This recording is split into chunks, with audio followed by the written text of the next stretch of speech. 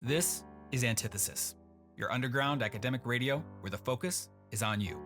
For those that are in the thick of it today, we know what you are living through. And for those that chose or were forced onto a different path, we know what it costs. We're here to be your companion and to help you reorient your compass a bit, to help make sense of it all. Thanks for being here. The opinions expressed here are my own and do not reflect those of my employer or any entity professionally affiliated with me. Topics in these podcasts will be familiar to many, if not all, within the academic and scientific communities, within institutions, industries, and employers of all kinds. Some of these topics may be of a highly sensitive nature to certain listeners, particularly those that have experienced or are experiencing them, and could trigger some emotions that are upsetting or distressing. I've created this space to speak openly about these topics with the broader goal of helping individuals cope, adjust, and adapt constructively to the many challenges at hand. With that said, thank you for joining me. Antithesis, Episode 12, Opportunism. Hello, everyone. Thanks so much for joining us for today's episode. In our last podcast, we presented a word, or even an overarching class of words, that have been a real nucleus or center for much of science and technology over the past few decades plus, and that word is interdisciplinary. We also provided some definitions and context for multidisciplinary and transdisciplinary. In reflection of this, particularly as I was trudging through my own graduate and postdoctoral experience during the mid-90s and early 2000s, I shared some of my own thoughts and direct experiences as I tried to orient myself into this whole line of thinking and at times wondering how to cope with it and potentially adapt to it.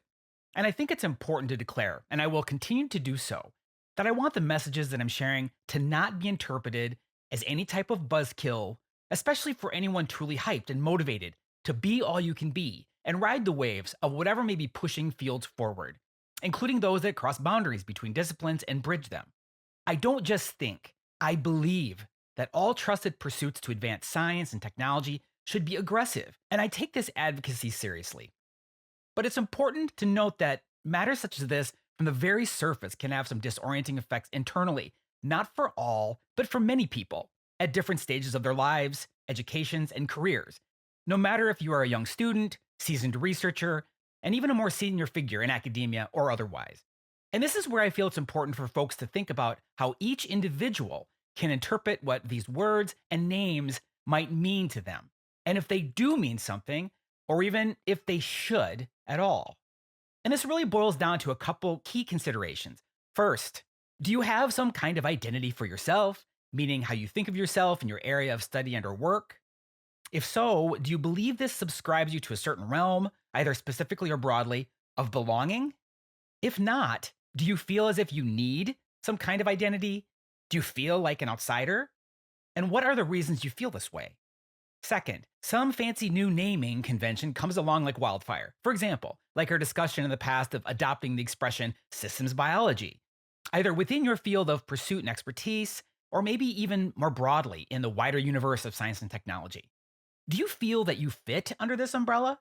Or does this feel like a bandwagon that just doesn't seem right for you, even though you wish you could somehow hitch yourself onto it, maybe because it authentically seems legitimate, or maybe because this is what is currently getting everyone's attention? Even after unpacking just those couple bullets, there's so much more involved here psychologically that I'm not covering. But I think even that statement and that word in and of itself almost says it all. How we value ourselves and our efforts, and not just how we portray, but also deliver on those values. First and foremost, needs to come right from the guts, not so much from the gloss. Simply put, substance over surface. And as I share these thoughts, of course, we each have our own knowledge, our own experiences, our own feelings, our own drive. Hence, again, and as touched on before, if you love being a part of whatever new crew comes along, that next big thing being touted, that next red hot topic or area, whether or not you easily fit within whatever that realm, then by all means, you should be you and pursue and act as you see fit. But the fact that we are all different in our approaches, our desires, our goals, for no less than what fulfills us, I think it is important to express how each of the curious and constructive parts of every one of us lends opportunities, potentially well beyond what we might have imagined possible. And for those of us set so firmly on that single vision of a career or pursuit of a specific role or title, or anything that could be viewed as that gold ring being chased because it makes or made the most sense, how who you are and what you do can widen that aperture tremendously. Essentially, academics, and this applies to every one of my non-academic listeners as well, how we all need to revise or further grow our thinking and approach towards opportunism is critical, not only to help us connect and find the best fits that could be possible in our lives, but also to guide us toward true fulfillment, giving us some flexibility. And through opportunism, I believe we can see the whole combination of skills and value propositions that each of us embody. And in a way, this means that we can be increasingly amenable to what our professional paths and lives deliver to us, consequently broadening the scope of what we can do and what we can achieve. And in the end, we can then be empowered by availing ourselves to more opportunities and making ourselves inherently resilient in instances where the luxury of choice doesn't happen to manifest. Or alternatively, that dream we initially chose and pursued is shut down due to circumstances possibly out of our control. Opportunism as a perspective of empowerment. This is the theme for today. Now, my firsthand experience observing some form of opportunism was a pretty simple example for when I was a young kid on a farm. And the fact that we had on our farm some large equipment that other farms didn't have, but needed for our harvest. I remember this distinctly, especially if it came down to corn harvest or harvesting of other grains. And we had a combine. So we had a large piece of equipment that had different headers in it, depending on the type of crop that was being harvested. And I just recall hearing this expression, custom work. Well, we've got some custom work coming up. And I remember them taking that combine. It was a gigantic piece of equipment and taking it down gravel roads. And at that point, I was a really young child. So it's not as if I was accompanying this piece of equipment. But I remember these discussions and thinking that, hey, we've got a piece of equipment that another farmer might need and use. And we'd go off and do the harvesting for them and make a little bit of cash on the side. And that was a really simple example to think, if you have access to a resource or provision of a resource and someone else needs that, that opens up real opportunities, gain a little extra income, work with your neighbors, support each other, etc. And I really never forgot that. It was that very early exposure and even hearing that phrase custom work that really did stick with me. And even as I started pursuits of learning and training, this concept really wasn't lost on me. And here is where the prior episode entitled Interdisciplinary dovetails right into this discussion. And you might be thinking to yourself, how does interdisciplinarity and opportunism fit with each other? And how is it relevant to me? Maybe just like the farm equipment example, you have skills and tools, some older with which you are savvy using, some newer with which you're gaining experience, and maybe even just being able to think about solving problems in a different way. Some skills and tools that are pretty new, maybe even just on the horizon, that you may eventually find valuable to no less than understand, but it could be possible that you end up adopting them at some point. And I'm hopeful that my definition of interdisciplinary was welcomed by most of you in that past episode, and minimally triggering, if at all, to very few of you listeners. To say you do interdisciplinary work can most definitely feel and be worn like some kind of badge of honor. But my aim for that episode was to demystify it and explain how it is. And it has been relevant to people academic and non-academic for a long, long time, well before that word had ever even been touted for the first time. And honestly, having the knowledge and breadth of skill set that is widened enables a whole host of new opportunities. The question that often comes up is the depth of knowledge and experience of the practitioner. But even this depth comes from experiential learning and practice. And guess what? In our training, in our learning, and in our work, we're gaining on those skills. We need to embrace them. We need to amplify them and realize we are building our tool set. And that might bring up unique opportunities that we never thought possible. And it's going to be life that's going to possibly bring those opportunities to you at some point or another, whether you've been focused on an end goal or not. So let's continue along this thought. When you think of academia, especially in the large research institutions, let's call them the operational disciplines that are cross-cutting. They're numerous and necessary for the most part for success. Scientific thinking, planning and execution, writing, speaking, presenting, all the flavors of communication, budgeting, economics. I mean, we're not talking scientific topics here. We're talking about these are real operational things. Oh, and by the way, salesmanship, or better, salespersonship. If you think your successful pursuit of a fully fledged career in academia doesn't require sales, a difficult adjustment this will make. And believe me, I don't want to be a salesman. And guess what? I'm having to be a salesman. I mean, it plays in all aspects of our life, specifically also, even within academia as well. I mean, for myself, writing was my least favorite pastime, but in the end, it is likely to take up a majority of your time. And for me, it merely took the bruising period of writing my PhD thesis, just getting it done. And I bet the same applied for many of you listeners to make me realize slow and steady, sometimes the fortunate bursts, sometimes with some painful dead zones. But in the end, I can write what needs to be written, so long as I establish a framework and a process to follow. Now, should my former graduate advisor, ever listen to this, I will admit my writing in graduate school was raw. Note, this is a subtle and self forgiving synonym for not great. But I hope they did see some improvement by the time I finished my PhD, and maybe they would be pleased to hear it took me years of reading and writing and reviewing to get what I feel was a much, much improved writing skill. Maybe something my advisor would feel is at least tolerable. I mean, they were all about the writing, and now I find myself pretty strong in my feelings about the things that I read and review. For today, I think the big philosophical nugget that I want to underscore is that those of us in academia often lose sight of the forest for the trees in a very heavy and detrimental way.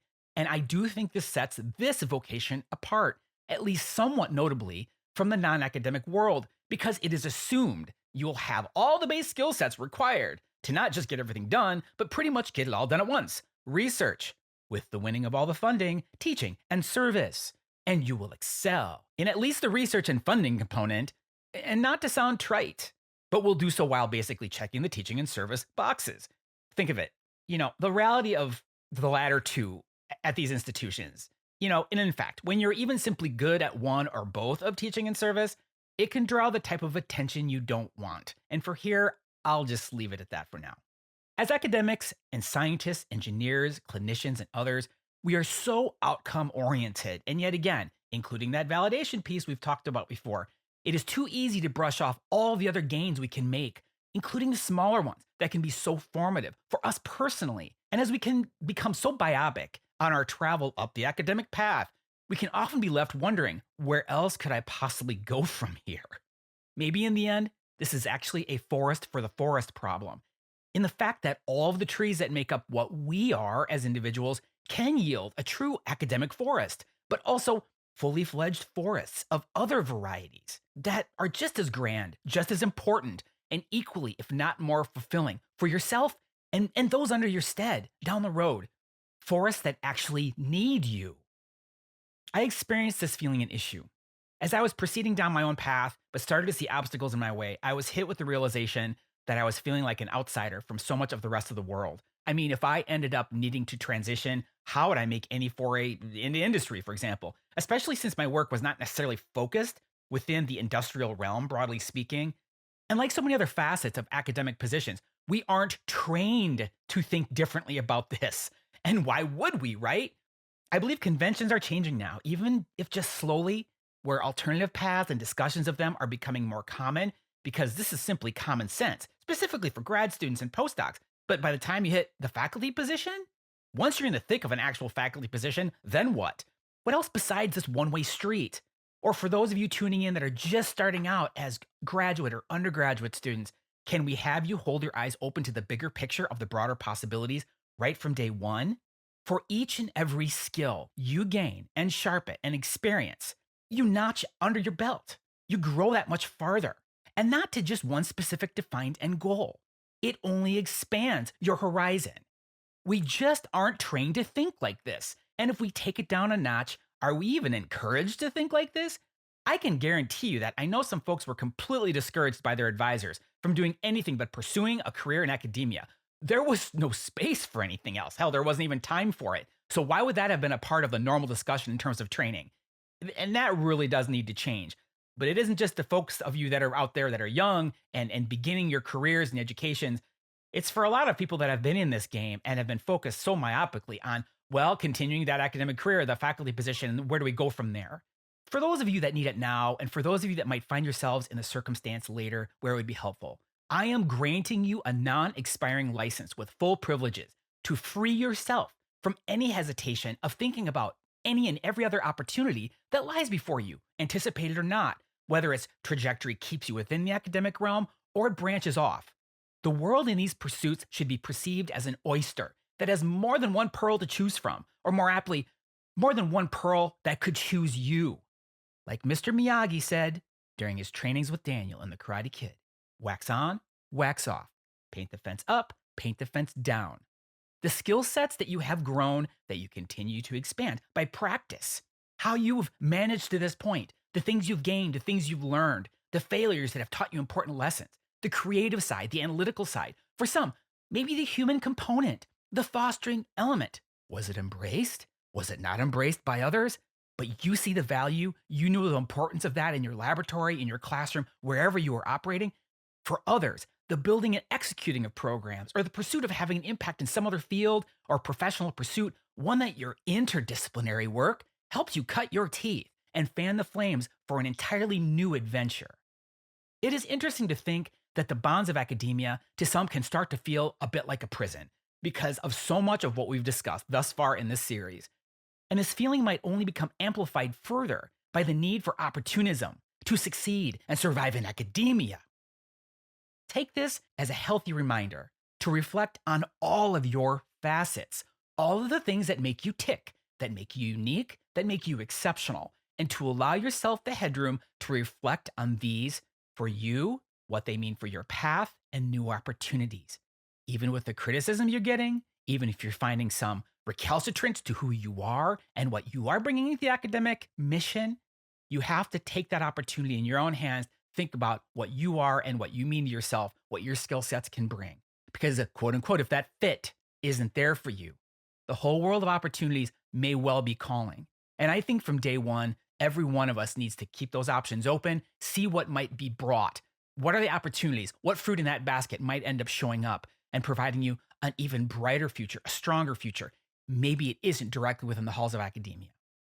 I have no doubt that somewhere in there, inside each of you, is an intersection where a combination of the many facets of you, the person, provides a whole and fantastic solution to another question, a different need, a gap that desperately needs filling. Maybe this space lies within academia, and maybe it doesn't. And for the latter, there's not a single thing wrong about it. Be the opportunist and help this amazing mix that you are reveal where you could and should be. Maybe not yet today, but definitely tomorrow. And with that, thanks so much for joining me today. And I hope you look forward to our next episode that will be released in a week's time. And no matter on which platform you heard today's episode, if you enjoyed it and want to hear more, please subscribe, follow, like, and share. And set your notifications to let you know that next fresh episode is ready for you to dig in. All of you, keep building up your courage, hang in there, and keep your head up. We'll talk to you again soon. Continuing 30 years of experience with stories in and beyond the academic realm, Antithesis is a podcast that will take these perspectives and philosophies and pull them, along with you, the student, the researcher, the innovator, the educator, into the sunlight. Join us for some firsthand experiences, insights from inside and outside academia, and perspectives that are aimed at redefining the conventions of academia and your training, with the aim of helping you reorient your compass and strengthen you on your journey forward, or to recover and grow from those times past. We'd love to have you follow us and tune in weekly. If you have a topic you'd like discussed or a challenge you are facing you want to share, email us at allsystemsgo@gmail.com. That is ALLSYST3MSGO@gmail.com.